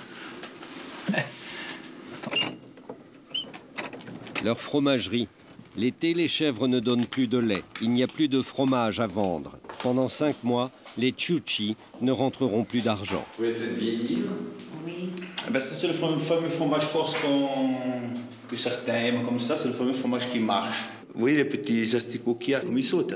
Ça fait un fromage extrêmement fort, piquant. Il y a beaucoup d'amateurs, il y a beaucoup de demandes. On le mange avec les verres. Oui, mais pas les jeunes, c'est plutôt les personnes âgées qui aiment beaucoup, avec un bon vin. Avec les nouvelles normes, avec des laits pasteurisés, ils ne savent pas comment ils vont pouvoir continuer à fabriquer le fromage qui marche. Nos vieux en ont mangé, nos parents en ont mangé, nos enfants en ont mangé. Je ne vois pas pourquoi on veut nous imposer ces fameuses normes, quoi. Il faudrait pasteuriser le lait ou... Disons, les petits comme moi, oui, on est en voie de disparition. On n'en veut plus de nous. On nous fait disparaître tout doucement. Ils y arrivent. Étienne, sa femme et le cousin Maurice profitent de leurs vacances pour rendre visite à des amis. 1 heure de route pour arriver dans la Restonica, l'une des vallées les plus visitées de l'intérieur. En haut de cette vallée, Jean-Paul Chiesi, un ami d'enfance d'Étienne. Il a trouvé une bergerie en altitude qui lui permet de vendre des fromages plus longtemps. Par rapport à Étienne, il gagne 2 mois de travail. 2 mois de plus grâce aux touristes. Allô. Bonjour. Ben voilà, hein, c'est des Bonjour, amis. bonjour. Jean-Paul, berger d'automontagne. Hein. S'il vous plaît! Des touristes parfois envahissants. Dis-le en dessous! Sortez de là! En pleine saison, c'est 100-800 personnes par jour qui viennent, qui posent des questions, qui nous prennent en photo, qui nous filment. Ça nous fait plaisir. Hein. Parce que bon, l'hiver, on voit pas beaucoup de monde, quoi. Et donc l'été, quand on monte ici, bon, on est fiers quand même de notre montagne et tout. D'où vous êtes? De Californie. Ah. Oh là là! Et San Francisco. Voilà. Ça, c'est extraordinaire ce qu'il vous fait. C'est comme la vache. Comme la vache, voilà. Ici, on l'appelle l'or blanc. Ici, on l'appelle. L'or blanc. L'or blanc. C'est de l'or blanc. Le soir, les touristes retournent vers le bas de la vallée. Les bergers restent entre eux, bien sûr. Ils parlent de chèvres. Voilà, elles sont sympas, hein, mais en fin de saison, c'est infernal. Il faut y courir après tout le temps. Elles ne veulent plus redescendre, elles sont là-haut, et c'est fini. Si on n'a pas des bons chiens, qu'on ne connaît pas la montagne impeccable... C'est-à-dire qu'il y en a quelques-unes qui sont toujours comme ça. Elles sont vraiment indépendantes, vous voyez, elles sont vraiment, je dirais, autonomistes, quoi. Oh là! Vous, Jean-Paul, vous êtes autonomiste, indépendantiste? Non, j'ai été. Qu'est-ce qui vous a fait changer? La vie de tous les jours, c'est pas toujours facile, quoi. On a changé, hein. On change d'idée, on grandit, quoi. On vieillit. On vieillit. On voit tout ce qui se passe autour de nous aussi, hein. Faut pas dire, on voit ce qui se passe dans la Corse, hein. On voit tout ce qui s'est passé, tous ces meurtres, tous ces règlements de compte. Donc ça a amené à la perte, je dirais, de la Corse, quoi. Faut dire les choses que c'est, hein. Nationaliste, ça ne veut pas dire obligatoirement indépendant. Ben non, je suis nationaliste parce que bon, moi j'estime qu'on a pas mal de trucs à défendre quand même en Corse. Hein. On a surtout une langue, on a une culture, et puis on a une identité quand même. Non mais ça, Étienne, oui, moi aussi. On ne peut pas renier notre identité. Et si Yvan Colonna vient frapper demain matin chez vous en disant « Cachez-moi ». Je ne vois pas pourquoi il vient chez moi. Il ne doit pas être mauvais ce fromage.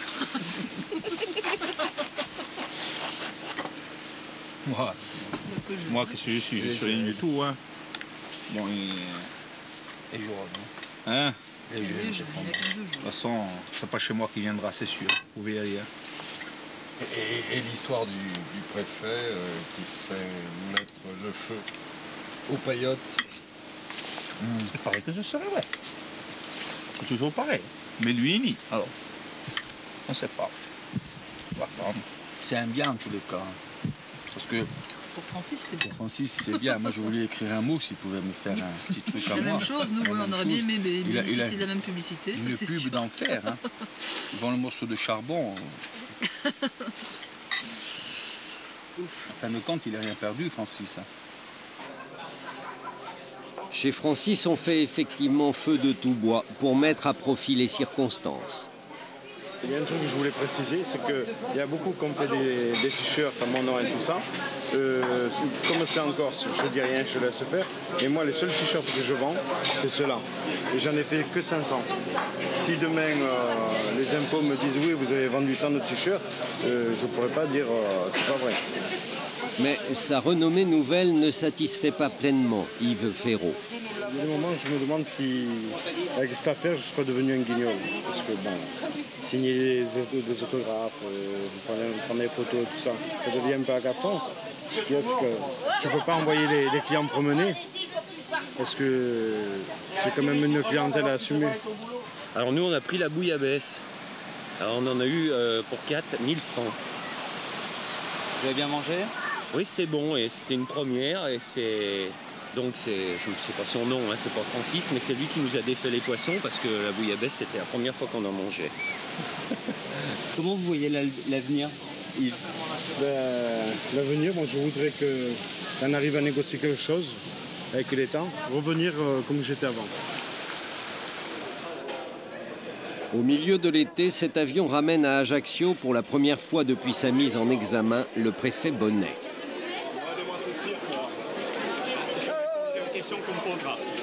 Devant la masse des journalistes, il n'a rien à dire. Il se réserve pour le juge d'instruction qui l'a convoqué. préfet Bernard Bonnet vient d'arriver en Corse. Cet après-midi, il sera à nouveau entendu dans le cadre de l'enquête sur l'affaire des paillotes incendiées.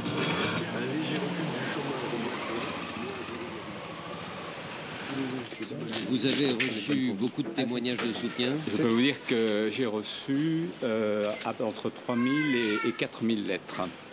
Pas toutes de Lille, mais beaucoup de Lille. Devant le palais de justice l'attendent une trentaine de manifestants.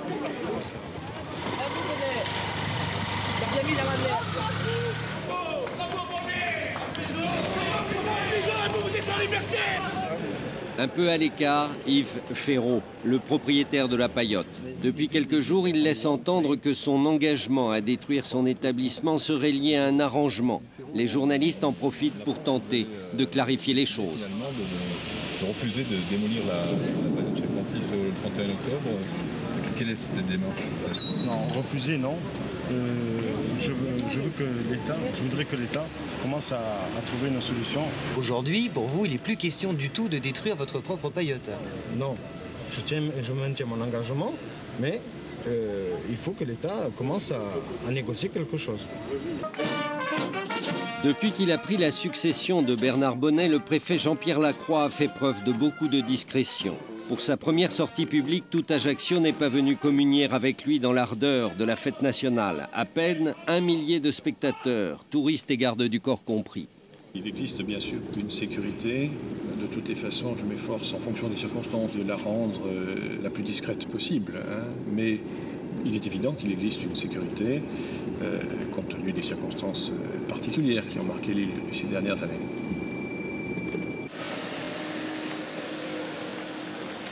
Nous allons sur la place des Palmiers où a eu lieu la réception du maire. Derrière lui, un seul garde du corps. Je ne cesse pas de dire que tout cela doit être fondé sur une confiance partagée. Alors, je dois être le premier à manifester cette confiance que j'ai. Il faut quelque sérénité pour venir représenter ici l'État quand on sait qu'après la mort du préfet Erignac, plus de la moitié des Français souhaitaient que l'on donne à la Corse son indépendance. Ce que j'ai constaté quelques semaines ici, c'est qu'il y avait un espèce de décalage entre l'image que l'on donnait de la Corse, la répercussion que l'on donnait, notamment dans la presse, des événements qui s'y passent. Ce décalage entre la réalité, l'image qu'on en donne, a pu créer ce rejet. Et je pense qu'en Corse, en revanche, il y a une volonté très forte qui s'exprime de rester, bien sûr, dans le cadre de la République française. Une sérénité qui n'interdit pas la fermeté. On a pu penser qu'il y aurait des arrangements, je crois que ce mot a été utilisé, des accommodements avec l'application de la loi ou avec les décisions de justice. Eh bien, il n'en est absolument rien. Avec sérénité, avec le calme qui convient, la loi sera appliquée comme elle le fut précédemment, de la même façon que les décisions de justice seront mises en œuvre. Comment comptez-vous régler le problème des paillotes? Certains propriétaires disent « nous, on ne va pas détruire les paillotes ». Des engagements ont été pris. Et je ne veux pas croire qu'il puisse y avoir sur ce sujet matière à longue discussion. Donc ces engagements devront être tenus à la date prévue. 7 heures du matin, le Rhapsody entre dans la baie d'Ajaccio, l'un des 120 bateaux de croisière qui y feront escale au cours de l'été. Le Rhapsody, l'un des plus beaux paquebots de la Méditerranée. À bord, 500 Belges pour une luxueuse croisière de 10 jours organisée par le journal La Libre Belgique. Les personnes qui participent à l'excursion et qui sont du bus numéro 8, le bus numéro 8, vous pouvez maintenant descendre au pont numéro 2. Merci. Leur tour de Méditerranée s'achèvera demain à Gênes. Leur dernière escale, donc, c'est la Corse.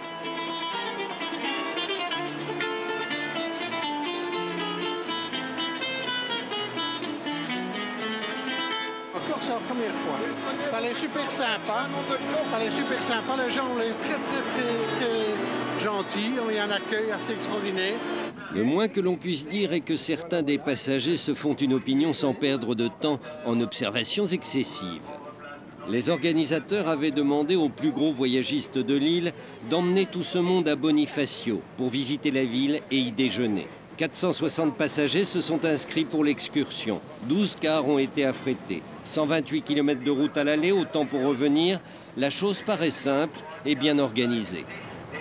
Bonjour et bienvenue en Corse, bienvenue dans l'île de Beauté. Je suis votre guide, je m'appelle Josiane et je vous présente notre chauffeur, c'est Oro. Alors évidemment, guide, chauffeur, une très bonne équipe qui va vous accompagner tout le long de cette journée qui va commencer par être ajaccienne puis bonifacienne. Vous allez voir que la Corse, c'est vraiment une montagne dans la mer. Ensuite, nous sommes attendus dans un restaurant à 12h. Il est ici la superbe golf. Ah non, je voulais savoir si on allait passer par les paillotes, les fameuses paillotes incendiées. Non, façon de blaguer là. On est tout content d'être là. Et les bombes et tout ça? Oh, ben ça ne nous fait pas peur. Hein. C'est pas tous les jours, je suppose. Hein. Alors on peut espérer que c'est pas aujourd'hui. Mais on s'étonne quand même, vu de l'étranger, qu'on laisse faire. Alors sur votre droite, vous allez avoir la préfecture. Regardez bonne chance, bonne chance. Au préfet, bien sûr, puisqu'il est nouveau. Et là, nous allons voir, toujours sur la droite, le cimetière avec plein de petites chapelles parce que les morts en Corse sont déposés en chapelle. Et regardez la toute petite chapelle là, maintenant, après le cyprès, avec une pierre poreuse, regardez là à droite, vous voyez? Eh bien, c'est là où repose Tino Rossi. Et là, mesdames et messieurs, je vais vous montrer aussi un mini zoo. Mesdames et messieurs, nous vous laissons faire un petit arrêt photo et nous repartons aussitôt pour Bonifacio. Nous sommes en retard sur l'horaire. Veuillez monter, s'il vous plaît. Merci. Effectivement, ils ont déjà 1 heure de retard sur l'horaire prévu par le voyagiste d'Ajaccio. Quant aux excursionnistes, ils découvrent que 128 km, la distance Ajaccio-Bonifacio, 128 km Corse donc, ce ne sont pas 128 km belges. 4 heures après leur départ, ils atteignent enfin Bonifacio. Plus le temps de visiter la ville. Nous passons directement à table. L'heure de départ est 15h30. 15h30, car numéro 7, 15h30. 15h30 parce que le départ du Rhapsody du port d'Ajaccio est prévu à 19h30. Rares sont les voyageurs enthousiastes à l'idée de faire la route dans l'autre sens, même si cela permettrait effectivement de voir les choses autrement. Quelques-uns décident de prendre les choses en main et d'abandonner non pas le navire, mais les bus. Effectivement, avoir fait le voyage en bus de là-bas jusqu'ici, puis reprendre la même route pour retourner, c'était peut-être un peu ennuyeux. Et puis je me suis dit, bon, pourquoi pas le faire autour de la côte, on voit un peu plus de la Corse, les petites anses, etc. Sous leur totale responsabilité. Une révolte qui n'entame pas le flegme des organisateurs belges de la croisière. C'est le mal de la route. Ils n'ont pas eu de mal de mer, mais ils ont eu le mal de la route. Ça vous est déjà arrivé au cours de la croisière, des choses comme ça? Non, c'est la première fois que nous découvrons cette mini-mutinerie. On est quand même une quarantaine à prendre le bateau et aller par la mer au lieu d'aller par la route. Mais l'ambiance est super sympa ici. Très bien, très bien. Une quarantaine de mutins à qui le patron du bateau a annoncé qu'il serait 1h30 ou 2 heures plus tard à Ajaccio. 40 mutins qui savourent déjà par rapport aux 420 autres l'avantage de faire quelques photos des falaises de Bonifacio. Après 2 heures de navigation, Ajaccio ne pointe toujours pas à l'horizon. Du moins, les choses deviennent moins vagues en ce qui concerne le temps nécessaire pour arriver à bon port. Il faut compter 3h30, 3h30. Je pense être à Ajaccio vers 19h, 19h15. On a dit qu'on serait là en 1h30 et il y a déjà 3 heures qu'on a dit qu'on n'est toujours pas là. Monsieur, moi je parle à l'allure corse. Ah, ça veut dire alors qu'on arrivera demain matin. Voilà. Ah, très bien. Vous avez tout compris. Doucement le matin, pas trop vite l'après-midi, rien du tout le soir. À 200 francs par passager, on comprend que l'équipage n'est pas jugé opportun d'approfondir la question de la durée du voyage. 8000 francs pour la fin d'après-midi, de quoi avoir le sourire. Enfin, au soleil couchant, après 4 heures de mer, les immeubles d'Ajaccio annoncent la fin prochaine de l'expédition. Les bus étaient arrivés depuis longtemps. Le Rhapsody récupérait tout son monde avec 1h30 de retard. Il ne restait plus aux voyagistes corses qu'à constater que les autres ne font vraiment pas d'efforts pour comprendre la Corse. Les organisateurs étrangers, nous sommes obligés de les calmer Il va y en voir le plus possible en une journée ou en 2 journées, chose impossible, car la Corse est une montagne dans la mer. Donc les distances et les trajets, il faut les relativiser en fait.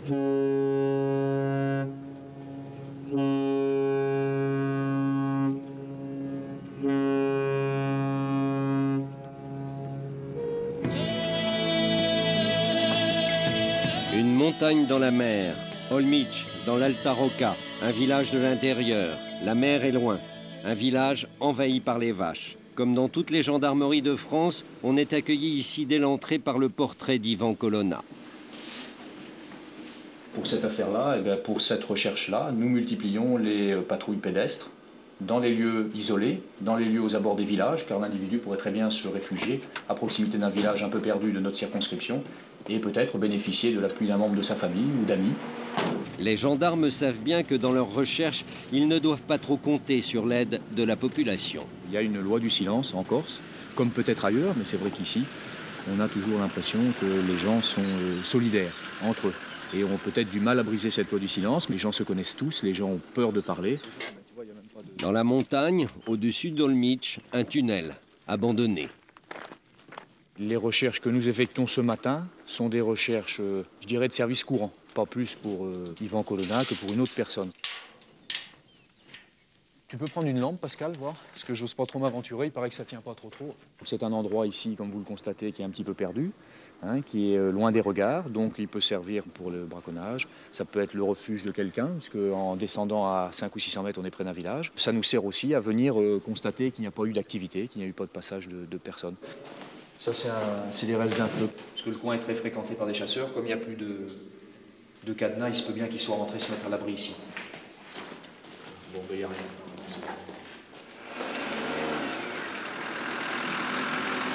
Pas de traces d'Ivan Colonna. Par contre, partout, des vaches. Avec la prime européenne à la vache allaitante, en 20 ans, le cheptel de l'île a triplé. Il y en a 80 000, une pour 3 habitants. Record de France. Primes européennes, indemnité montagne, prime à l'herbe, prime à la clôture. Un propriétaire peut toucher plus de 2000 francs de subvention par animal. Beaucoup de ces propriétaires n'ont pas de terre. Leurs bêtes vont là où elles peuvent. Pas bagués, je vois pas de... Et Pascal, tu vas prendre les photos et puis moi je vais... ouais, donc on a 3 vaches marrons. Je vois pas de moyen d'identification. Allez, je vais relever ça. Notre travail se décompose en 2 phases. Première phase, prise photographique pour les animaux, de façon à pouvoir avoir la preuve matérielle qu'elles sont en divagation au bord des routes. Et deuxième phase, on essaie de relever le maximum de renseignements. Si elles sont ici, c'est qu'elles ne viennent pas de bien loin. Mais c'est interdit? Ah ben, tout à fait, hein. La divagation des animaux sur la voie publique, hein, est interdite, ici comme ailleurs.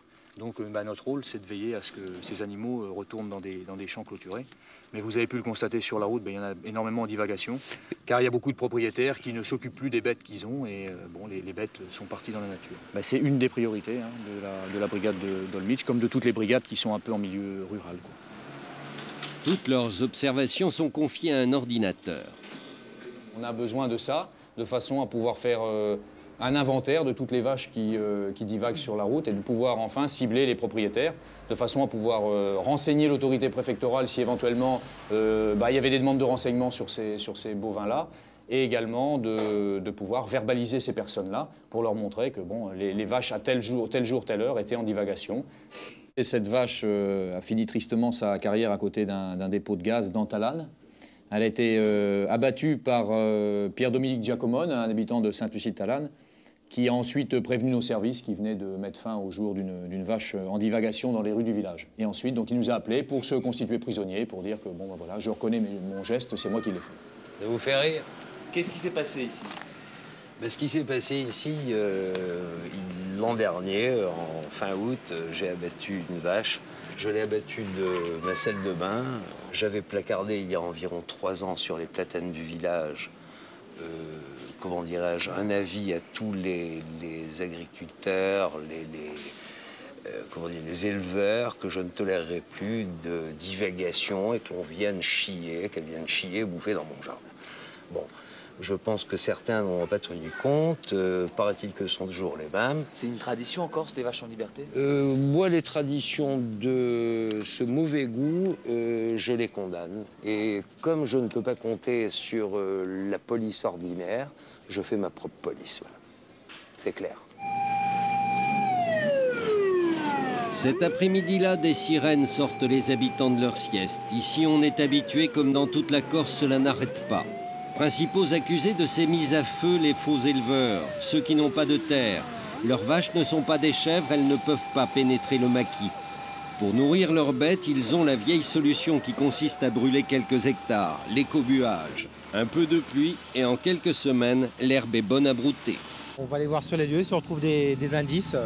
Mais bon, il y a forte chance que ça soit criminel, quoi. L'exemple, départ de feu ici, 2 autres départs à l'opposé de la route. C'est quoi un départ de feu? Volontairement, quelqu'un s'est amusé à allumer un briquet, une bougie, tout ce qui peut faire un départ, quoi. Voilà, regardez, hein, résultat. Hein.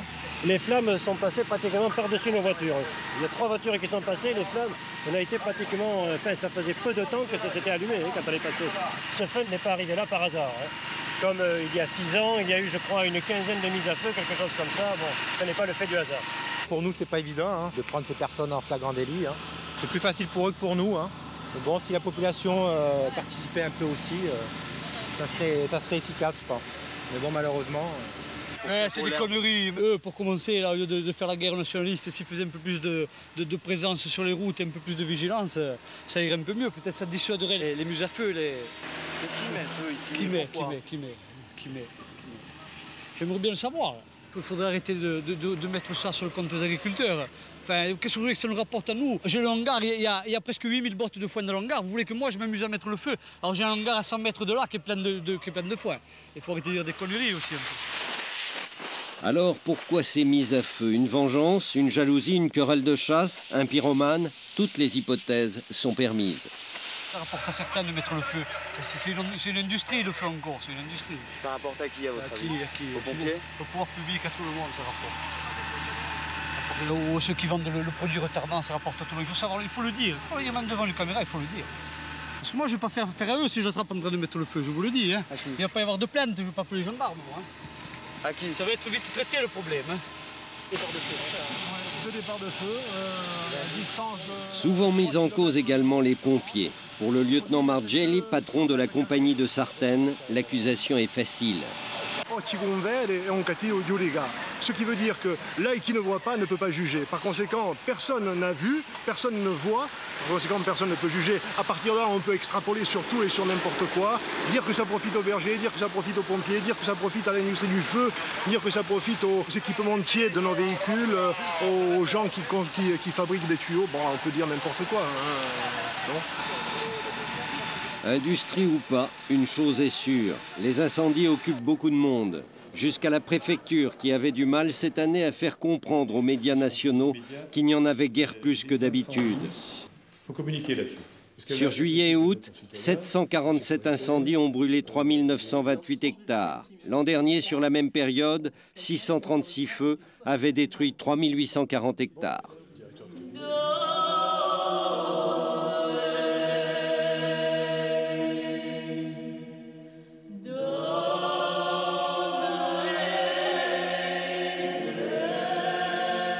Le 21 juillet, Dominique Savelli, un garçon boucher, est assassiné à Belgodère. Pourtant, 13 groupes nationalistes viennent de signer une trêve pour arrêter la guerre qu'ils se livrent. Quelques jours plus tard, un groupe clandestin inconnu, l'Armata Corsa, revendique l'exécution dans un communiqué. Il affirme que le boucher s'apprêtait à tuer un personnage important du nationalisme et que le commanditaire de ce tueur serait le dirigeant de l'un des 13 groupes qui veulent faire la paix. Le commis Boucher travaillait ici. On fait un reportage sur ce qui s'est passé ici, sur le crime qui a eu lieu. On ne peut rien vous dire là. Qu'est-ce que ça a provoqué dans le village? Rien du tout. Rien vous dire, je ne connais pas. Je connaissais comme toi, vaguement. Hein? Et vous, monsieur, qu'est-ce que... Qu'est-ce que dans le village, pour vous, ça a provoqué? Allez emmener plutôt vers là-bas, il y a des gens, là, ils vont vous le dire. Plus loin, là. Sur ce qui s'est passé dans le village, là, ici, sur l'assassinat du commissaire, là, c'est l'assassinat de boucher. Bon, alors là, il n'est même pas d'ici, le type, hein, on ne le connaît pas. Enfin, nous, on ne le connaît pas. Il n'est même pas d'ici. Et son village n'est pas d'ici, hein. C'est pas chaud, nous, on ne le connaît pas. Qu'est-ce que ça a provoqué dans le village? Ah, je suis arrivé l'autre jour, j'ai entendu le skate, mais je sais pas. Bah. Le fait que c'était revendiqué par un nouveau mouvement nationaliste, qu'est-ce que vous en pensez, vous? Je sais pas. Ça, on ne peut pas expliquer ce qui s'est passé, ce qui va passer. Bah. On ne peut rien dire là-dessus. Hein.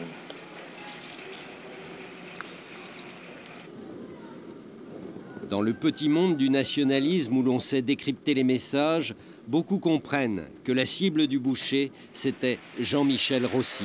Du coup, le journal Libération laisse entendre que l'homme qui dirigerait Armata Corsa, c'est lui. Je ne crois pas que Libération m'accuse de façon aussi précise. Cela dit, les insinuations que peut contenir l'article auquel vous faites allusion, je les dément formellement. Je ne suis pas membre de cette organisation, ni d'aucune organisation clandestine. J'ai à plusieurs reprises fait connaître ma désapprobation vis-à-vis de la clandestinité et vis-à-vis de la violence clandestine. Suivant l'article de Libération, vous étiez condamné à mort. Ah, écoutez, j'ai été condamné à mort à diverses reprises ou menacé de mort. Vous pouvez constater aujourd'hui que je ne prends aucune précaution et je ne crois pas que la période que je traverse aujourd'hui, c'est une des périodes les plus tragiques de ma vie. Je suis en tout cas très tranquille et je n'ai pas l'air de quelqu'un qui a un contrat au-dessus de la tête. Alors, comment vous expliquez là, quand on vous accuse, on vous accuse pas, on dit mot pour mot que c'est vous que le commis Buchet a tué? Aurait tué. On emploie le conditionnel, mais je crois que c'est tout simplement parce que la personne en question se trouvait en Balagne, que je suis moi-même, j'habite moi-même la Balagne, que je suis en Balagne un militant nationaliste assez connu, que donc on a pu faire le rapprochement, mais c'est tout à fait gratuit. Vous ne saurez pas la réunion des 13 groupes nationalistes ce soir, c'est une veillée d'armes? Ben, le fait même que ce soit une veillée d'armes fait comprendre que nous ne serions pas invités, puisque François Santon et moi-même, nous avons condamné l'action armée et la clandestinité. Mais plaisanterie mise à part, je dirais que nous ne sommes pas invités parce que nous ne souhaitons pas être invités.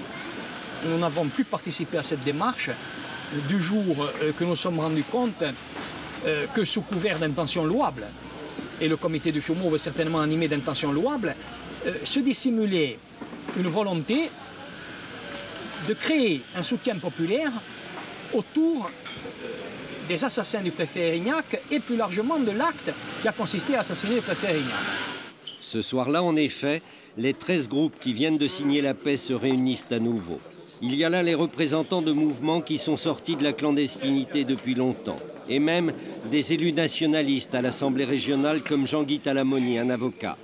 D'autres, il y a peu encore, portaient la cagoule. Tout le monde est tendu. Il faut savoir que pendant près de 2 ans, ils se sont fait la guerre, sanglante, 15 morts. S'ils sont là ce soir, c'est qu'ils voudraient que les exécutions cessent, que cette vendetta s'arrête. Ce soir, beaucoup se demandent qui parmi eux est le commanditaire du boucher dont parle le communiqué d'Armata Corsa. Qui veut sortir à nouveau les armes? Qu'est-ce qui se trame?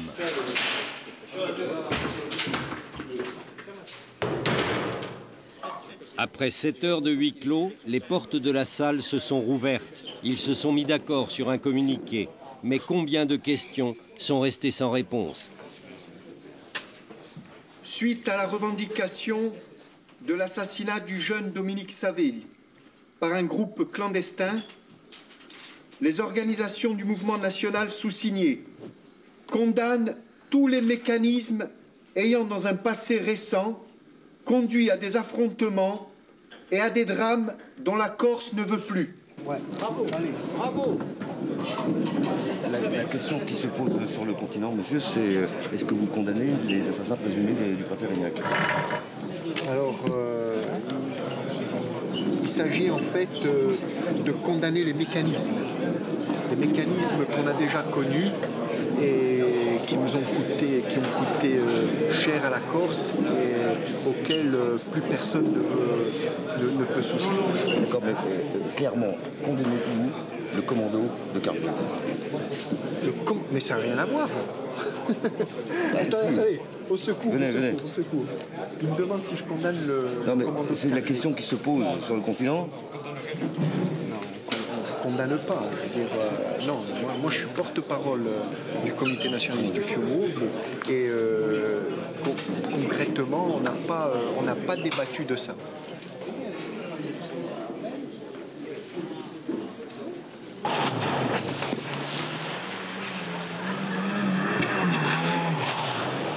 À quelques kilomètres de Porto Vecchio, une plage. Cyril le peintre et ses amis s'y rendent fréquemment le soir pour dîner. Comme sur des dizaines d'autres plages de l'île, une paillote à l'enseigne de chez Marco, le propriétaire. Une paillote qui a eu quelques soucis, mais pas avec la gendarmerie. Il y a eu un plasticage. Et vous vivez comment, vous, ce plasticage toute l'année? Comment ça se passe pour vous? C'est normal, ça fait partie de votre vie, comment ça se passe? Non, c'est pas normal, mais ça fait partie de notre vie, c'est vrai. Tu vas pour fermer le restaurant un soir, il y a quelqu'un qui te tombe dessus, cagoulé, armé, et donc il te demande de te mettre à plat ventre. Et puis bon, ils installent comme d'habitude des bouteilles de gaz, ils te font sortir, ils te demandent gentiment de récupérer tes affaires précieuses, c'est un peu comique. Et après ils font tout sauter. Et puis ils te disent, pourquoi toi tu as quelque chose, toi et nous on n'a rien. Donc bon, un petit peu de jalousie, comme d'habitude. Je suis peut-être né à Nice, mais bon, quand je suis arrivé ici, j'avais 15 jours. Bon, c'est difficile à surmonter ça. Ils me disent, on va te tuer avec ton père si tu reconstruis, mais faut pas lâcher. C'est pas la solution. Une trentaine de kilomètres plus au sud, le port de Bonifacio. Paul Lantieri est le patron de l'Amnesia, la plus grande boîte de nuit de l'île. La rumeur lui prête des amis puissants dans le monde de la nuit aux États-Unis. Ce sont eux qui l'aident à faire venir des stars américaines en Corse, des affiches. Aujourd'hui, un disque jockey, l'un des plus célèbres de la techno. Carl Cox. Je crois que mon ambition, ce soit de faire Saint-Tropez ici. Pourquoi? Je crois que la Corse doit garder son identité. Et puis qu'on sache faire la fête. Et puis qu'on soit reconnu en tant que tel. Moi, je ne veux pas ressembler à quelqu'un d'autre. Je veux que la Corse soit elle-même et qu'on la fasse évoluer en étant pas trop chaud. En étant showbiz, en étant mode, mais en gardant quand même notre identité. Non, Pierre il vient avec nous, on en a pas bon, là, vous savez que cette année, j'ai pris la gendarmerie de Bonifacio en gérance. Voilà, ils sont là. On vient de changer le véhicule. Il y a eu les gendarmes de Saint-Tropez, il y a les gendarmes de Bonifacio. Hein? Mais enfin, ça se passe bien. Hein? Allez-y, je vous en prie. C'était donc tout à fait.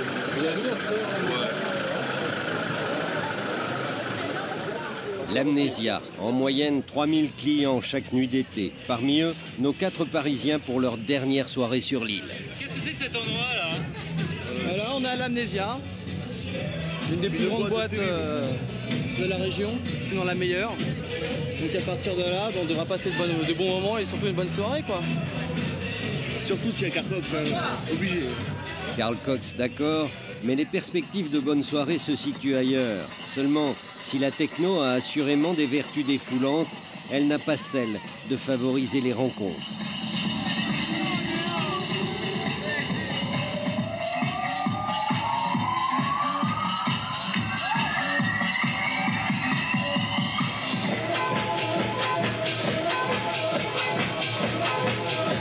Sauf pour quelques salariés de l'endroit, sans doute payés pour faire rêver.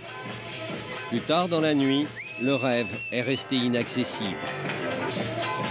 L'heure de plier bagages pour Willy, Dimitri et les autres, aucun n'a trouvé la femme de sa vie, ni même celle de ses vacances. C'est marqué quoi en fait sur ta tente?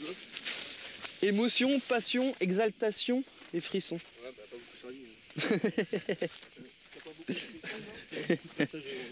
Pas beaucoup de passion ni d'exaltation. Bon, en fait, je suis marié. C'est ta tante qui te parle. Et je suis vachement fidèle, donc je n'ai pas voulu faire de fille ce mois-ci. C'est un principe que j'ai.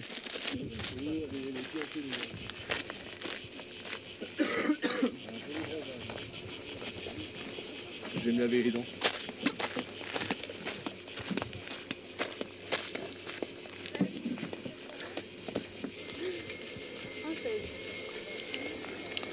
On a des filles comme ça en France, nous. Ah bah non, ils sont bien cachés, là. Et t'en penses quoi, d'accord? C'est terrible. C'est joli. Ouais. Et les corps? C'est autre chose. Ah ouais. Non mais je suis pas corse. Hein. Je suis français. Au revoir. Et voilà, c'est toujours comme ça. Voilà. Elle est maquée.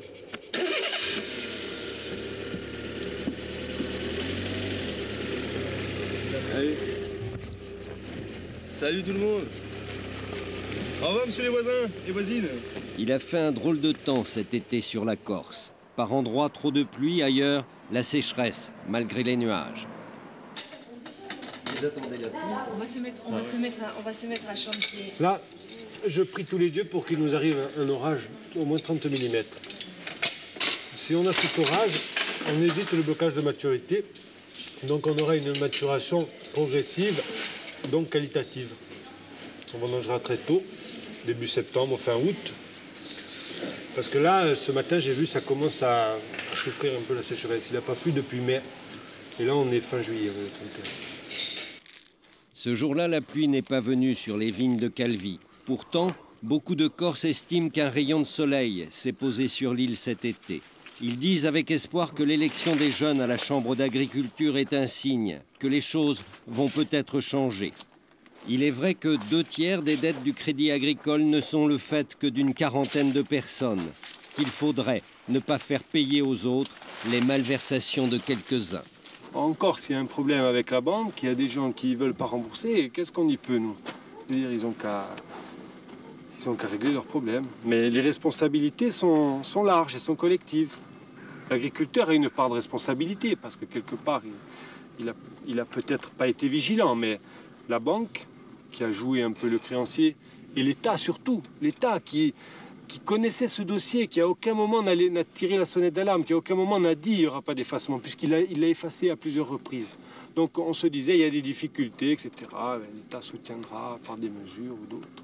Puis d'un coup, aujourd'hui, on vous dit, non, plus rien. Même ceux qui sont en règle à jour, on ne peut plus travailler.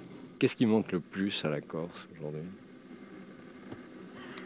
Aujourd'hui, il nous manque des bras. Il nous manque des hommes, il nous manque de l'énergie et des compétences. Il nous manque des gens qui s'investissent sur le terrain, qui font vivre les villages, qui travaillent dans les campagnes. Moi, je trouve que la Corse est un désert humain.